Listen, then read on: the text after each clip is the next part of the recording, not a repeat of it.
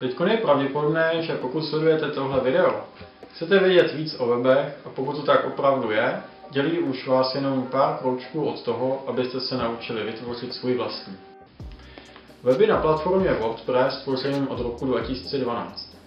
Chcete se to také naučit? Provedu vás kompletním procesem. Budete vědět, jak si zaregistrovat web, jak ho nainstalovat a nastavit. Uděláme společnou rozvahu týkající se rozmístění grafiky a kvalitní struktury menu. A tím usnadníme procházení webu vyhledávačů. Provedu vás také základy uveřejnění webu na českém nebo i světovém internetu. Kompletní a komplexní kurz, co obsahuje 5 hodin poctivé práce na vašem novém webu. Budu vám k dispozici online přes Zoom i TeamViewer.